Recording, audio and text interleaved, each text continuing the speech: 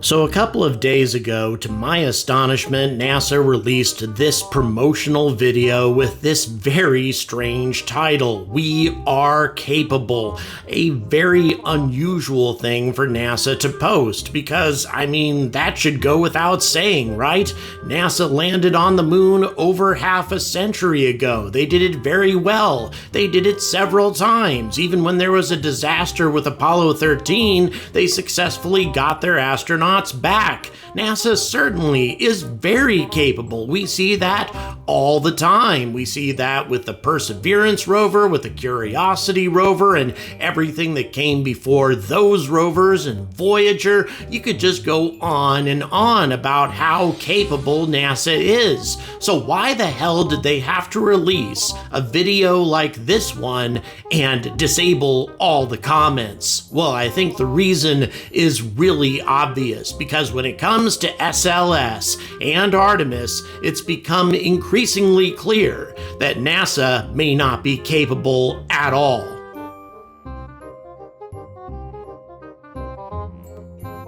Now, I don't need to rehash just how far SLS is over budget or how late it's going to be launching compared to what NASA was telling us 10 years ago, but we also need to talk about Artemis itself, and I did that yesterday in a live stream about the whole concept of establishing a permanent presence on the lunar surface, but I really wasn't very detailed about what NASA has mentioned thus far. So I intend to do that in this video, but one thing I need to be completely clear about is the fact that NASA's plans for a surface habitat and for a long-term surface presence on the moon is not going to the moon to stay, and they have no plans whatsoever that illustrate how we are going to establish a permanent manned presence on the moon, or indeed if they even intend to really do it. Is Artemis just this big scam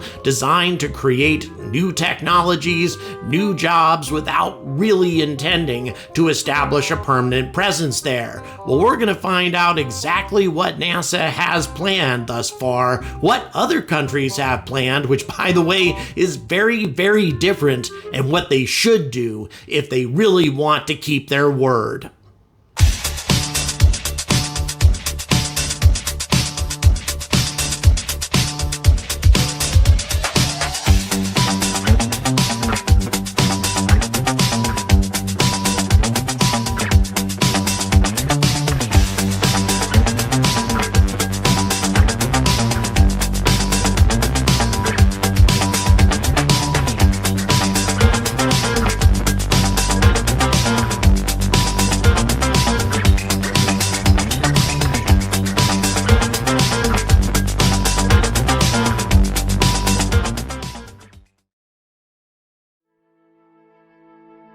So when you go online and you try to pull up some images for Artemis Base Camp, as NASA has it described, these are the sorts of images that you tend to see, and it's all very impressive. A whole field of solar panels, these biodomes with trees, it looks like, or at least a great deal of vegetation in order to provide food, oxygen, everything else that astronauts are going to need, sizable habitats, all that sort of thing. But there's one important detail that you need to keep in mind. These illustrations were not created by NASA. They were created by the ESA. When you examine NASA's long-term goals when it comes to lunar exploration and establishing a presence on the moon, the goals are a lot less ambitious. Here's the first: advance long-term robotic exploration of the moon with robust commercial and international partnerships. Then land American astronauts on the moon and return them safely. Then expand U.S. human spaceflight operations at the moon to support sustained lunar surface activities and to demonstrate elements of a Mars-forward architecture.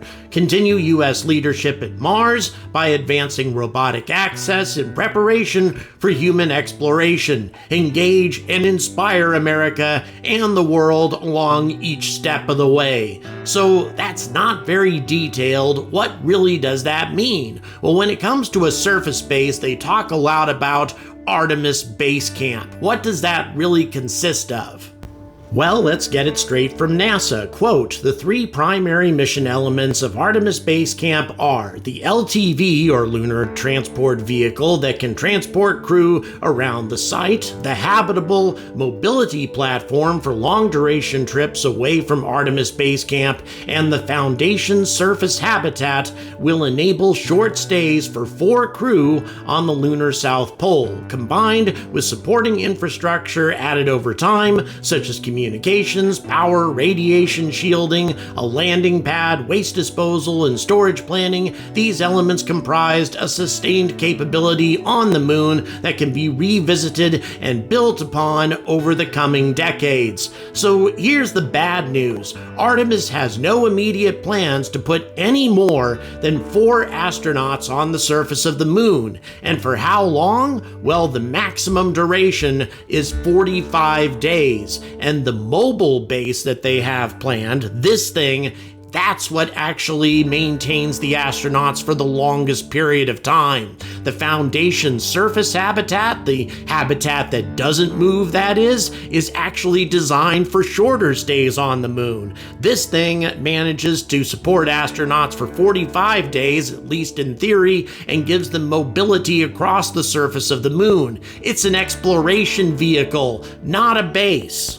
Now, by way of comparison, here's the European Space Agency's idea of a base on the moon, and this was unveiled at the Venice Biennale Festival, and it is impressive, as you'll see here in just a moment. The whole idea behind the base is to make it an inflatable habitat, which is actually very similar to what NASA has in mind, except to do it on a much larger scale, simply because you're gonna need that kind of living volume if you want to establish a permanent presence. And by the way, that is the stated objective of the ESA, to establish a permanent presence on the moon, a base that can have human beings living inside it full time. And that is the ESA's stated objective, to establish a base on the moon where human beings will be there 24 hours a day, 7 days a week, 365 days a year. The base would be located on the ridge of Shackleton Crater, which will receive constant sunlight, at least when it's daytime on the moon, so that will allow it to receive a lot more power, although nuclear power will probably be a necessity in the long run. But the base is constructed, quote, out of a hybrid rigid-soft system made of 2 key elements, a rigid composite perimeter frame and an inflatable structural shell that integrates a multi-layer assembly with an environmental protection system.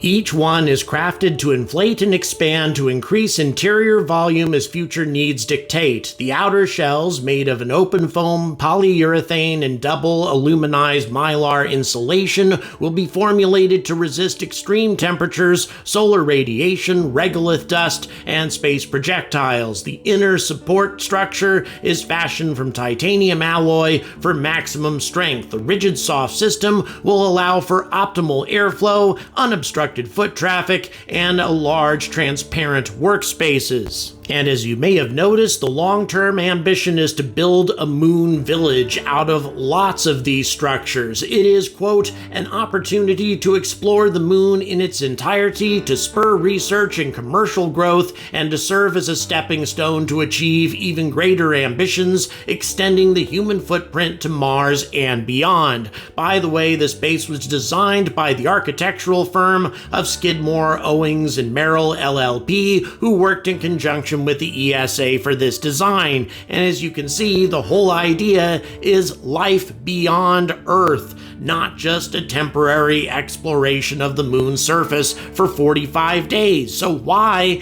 is NASA being so damn conservative about this? Well, for one very important reason. Because of its unbelievable expense, SLS and Orion are only going to be able to transport 4 astronauts to the moon once per year year, and that's if everything goes perfectly. The first Artemis mission to bring astronauts, that is to say Artemis 3, will only bring 2 astronauts. Artemis 4 will deliver the IHAB module and 4 astronauts to an orbiting mission, but no surface activities whatsoever. Artemis 5 will be the first opportunity for 4 astronauts to actually be deployed on the lunar surface. And why the hell do you need a massive surface base if you're only going to be putting 4 astronauts on the surface of the moon 45 days at a time, and that's about it? You really don't need ambitious surface facilities. And when you dig further into NASA's plan, which by the way is linked in the description, it becomes immediately apparent that the real intention is not to establish a permanent presence on the moon,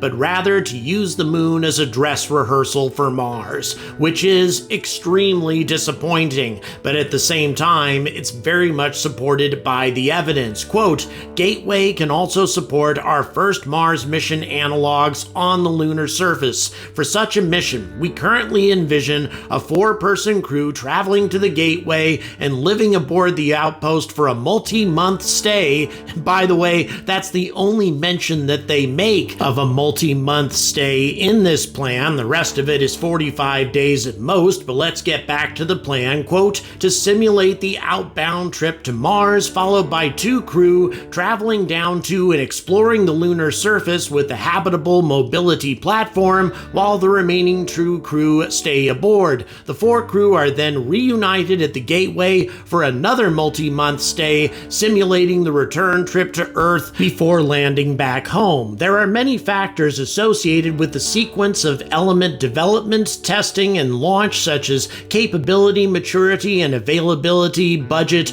launch vehicle availability, that's the big one, and system complexity. For planning purposes, NASA is developing a sequence that accounts for these variables and results in an annual cadence of demonstrable progress and a gradual increase in mission duration. The sequence as currently envisioned begins by sending lunar precursor robotic missions, and to provide mobility and extended range of exploration for the first several human lunar surface missions, the LTV will be delivered to the lunar surface. The first elements of the Lunar Gateway are in development and will support later sustainable human lunar landing missions. NASA anticipates its international partners will provide, at a minimum, the robotic arm, IHAB, and Esprit to supplement the Gateway's capabilities in lunar orbit. The habitable mobility platform will be delivered to the lunar surface to expand our exploration range by tens of kilometers and mission duration on the surface from 7 days to 30 to 45 days, enabling potential Mars surface analog missions on the lunar surface. Once again, 45 days. That's as long as it gets in the foreseeable future. The plan doesn't really start talking about a long-term permanent presence on the moon until after the first human mission to Mars happens. Quote, "Whenever the first human mission to Mars occurs, it will not mean that we are done with the moon. The windows for launching the 2-year mission to Mars open up every few years, and we will continue to conduct human missions to the lunar surface to test systems, conduct scientific investigations, and continue to develop our sustainable lunar presence as we prepare for the optimal launch window. We will continue to explore the moon indefinitely, leveraging robotic deliveries provided by the CLEPS providers, longer duration human missions, and commercial and international partnerships that will add to the Artemis Base Camp elements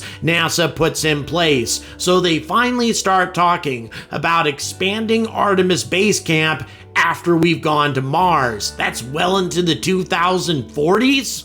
And by the way, the reason I keep showing you animations of SLS and Orion without even really showing you anything about expanding Artemis Base Camp is because NASA hasn't released anything about the topic. They really don't have any plans as far as expanding their presence on the moon are concerned, because it's not practical to talk about it. SLS isn't going to be able to deliver the necessary cadence of launches to build a sustainable presence on the moon anytime in the near future, and NASA needs to recognize that this is a problem, and they need to put forward solutions to this problem. And guess what? Those solutions exist. And no, I'm not suggesting that Ariane 6 can somehow solve these problems, but what I am suggesting is that NASA really needs to leverage their international partnerships a hell of a lot more than they already are, because the Europeans are clearly developing a lot of technology with the long-term objective of building a permanent facility on the moon. Included in this technology are two significant vehicles, one of which are called the European Large Logistics Lander, and the other one is called the Airbus Moon Cruiser, both of which are designed to support a human presence in lunar orbit and on the lunar surface. The Moon Cruiser is essentially a European version of the Cargo Dragon, so essentially what SpaceX intends to be sending utilizing their Falcon Heavy, except a European version, and therefore something that NASA doesn't have to pay for. NASA once again should be calling Europe to task to help them support this entire mission, and I really think Europe doesn't have a problem with the idea. In any event, the Moon Cruiser, also called the CLTV, can transport cargo or fuel for refueling in lunar orbit and to the Gateway, the international project led by the two main contributors, NASA and the ESA, supporting a sustainable presence on the moon. Transfer of a large lunar module into low lunar orbit. The CLTV is required to fly a lander or an ascent stage between the Gateway and low lunar orbit to perform landing and ascent missions with larger and more extensive services. And finally, the CLTV's versatility will allow it to support missions to post-ISS orbital infrastructure in LEO, as well as missions in the field of GEO SATCOM servicing. Now, we're going to get to Starship in just a moment, but here's my point. There are numerous nations on this planet that are very excited about going back to the moon and supporting a permanent presence there. Many of these nations, virtually all of them actually, have never had a single person land on the moon. They would like to become part of this very exclusive club. Now, the Moon Cruiser can only transport about 4.5 tons worth of cargo out to the lunar gateway, but keep in mind, if you're only talking about a few astronauts, 4.5 tons worth of cargo is a hell of a lot. That much cargo could sustain operations in lunar orbit for 6 months at least, and this is just one example of several vehicles being made available by a variety of different countries that would be more than happy to resupply the lunar gateway and extend our missions. And we really do need to extend these missions if we want to establish a permanent presence on the moon, as opposed to these little piddly-ass 45-day missions. Yeah, that's a hell of a lot longer than Apollo, but it isn't going to the moon to stay. And by the way, what you're looking at right now, as I mentioned before, is the European Large Logistics Lander, which is capable of setting only about 1.5 metric tons worth of cargo down on the lunar surface. However, that could be significantly more if it could refuel at the lunar gateway or if it had other logistics in place. And by the way, all of these vehicles are designed to be part of a logistics network between low Earth orbit and the moon. And really, that's something that we should build, and it's something that we're capable of building if we make use of these international partners. Once again, 1.5 tons, not a hell of a lot, but then again, if you're only talking 4 astronauts on the surface of the moon, 1.5 tons worth of supplies would probably last them a hell of a long time, certainly longer than 45 days. But of course, if we want to build a long-term facility on the moon, something where people can live 365 days a year, we're going to need a lot more than 1.5 tons delivered to the lunar surface. And obviously, that's where Starship comes in. Starship is going to be an absolute essential when it comes to delivering large amounts of equipment and everything else that we need to establish a much more ambitious presence on the moon. moon. And I'm not talking about this just because I think that a small base on the moon is just not ambitious enough or not exciting enough. I'm talking about a plan that's actually going to work, because 45 days on the surface of the moon and then leaving both the lunar gateway and the surface facilities unoccupied for the vast majority of the time is a program that's doomed to cancellation. People in Congress, people in general, are not going to understand why we're spending billions of dollars every year just to put people on the moon for 1/10 of the time at most. And before I continue, I want to go ahead and recognize some of the folks who make this content possible. I don't do that enough, and I intend to make that a practice with every video I release. Keith Osberg, Volker, Donald Hilsebeck, Blair Lloyd, Todd Heath, David Rowe, Charlie Schmidt, Alaskan Stout. They're just a few of the hundreds of people who contribute to this channel every month and make all of this possible. Thank you so much, and if you would like to join their ranks, check the description for details. Okay, enough self-promotion, on to Starship once again. Obviously, this is the only vehicle that we have in operation, or planned anyway, that's capable of delivering vast amounts of cargo to lunar orbit and to the lunar surface. This is the solution to us establishing a more ambitious and permanent presence on the moon. And since NASA intends to use Starship as an HLS service provider anyway, then why the hell not use it to at least transport a lot of cargo and a lot of crew while you're at it? Everything I've been talking about, including that 4-storied ESA lunar habitat, all of these things could easily be deployed by lunar Starship. There is, however, one drawback to Starship. It uses methalox, and to our knowledge, there's no methane on the moon, and therefore no capability of creating any sort of in situ fuel on the moon. You can make all the liquid oxygen that you want, but you're also going to need hundreds of tons of methane. But there may be some hope. Recently, it was announced that there are what's called these carbon dioxide cold traps on the moon. We're not certain, but we think they're there and in the vicinity of the lunar South Pole. If they do indeed exist, if there's frozen carbon dioxide in large quantities in these pockets, that means we can use the carbon and you can use the hydrogen from lunar ice in order to make methane via the Sabatier method. It's not that easy, and it's energy intensive, but it's certainly doable, and it's how Elon intends to make methane on Mars. So if these carbon dioxide pockets do indeed exist, and if they're easily accessible, then we can manufacture methane on the moon. Problem solved. However, if this turns out to not be the case, we certainly don't have confirmed information on this, then utilizing Starship has its problems simply because it's so heavy and it requires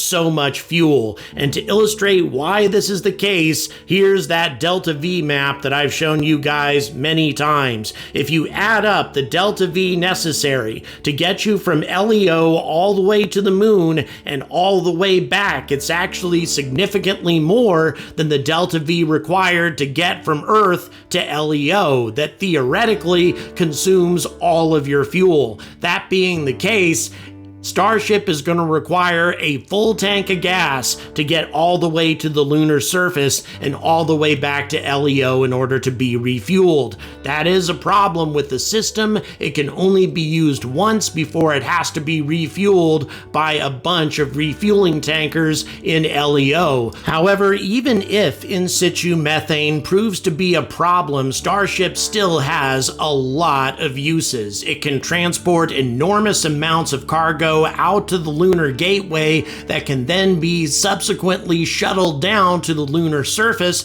by another vehicle that's capable of making use of in situ resources. Perhaps a vehicle that has engines that can run off of hydrogen and oxygen. And one of those vehicles, as much as I hate to say it, is one that was proposed by Blue Origin. But even if the Dynetics Alpaca were to be used for this kind of transport, in other words, to shuttle cargo bit by bit down to the lunar surface, it could still do it even though it runs off of methalox if you had a Starship carrying maybe 200 tons worth of fuel acting as a refueling tanker in cislunar space. I've suggested this a number of times in the past. A Starship could provide enough fuel for a Dynetics Alpaca to transport equipment and astronauts down to the lunar surface 5 times before Starship would have to return to LEO. That's 5 visits to the lunar surface for one Starship trip,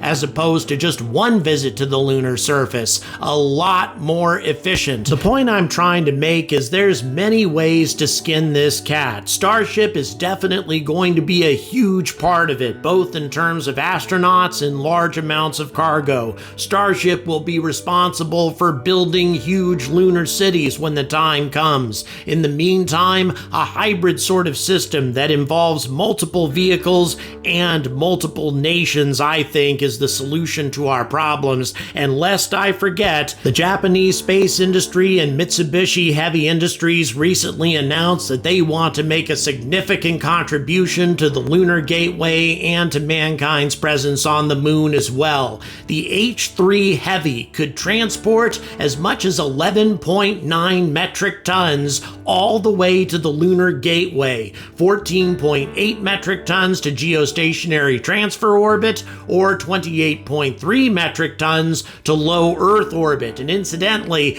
that much mass is about the same as the Orion plus the ICPS, which means that H3, in theory, could transport the Orion out to low Earth orbit where it could be refueled and sent to the moon. Another vehicle out of so many that could make transporting astronauts to cislunar space a much more frequent thing, and a permanent presence on the moon a reality, as opposed to something that might happen in the 2040s, and all of us know damn well it isn't going to happen. And none of this is going to occur. None of these solutions will be implemented until NASA makes a new plan. They need to modify Artemis. There's no problem with that. The basic tenets of Artemis are sound. They simply need to include more launch vehicles, more launch providers, and more countries in the plan. If they do this, I believe that NASA and all of their international partners have a winning plan on their hands, as opposed to an incomplete plan that really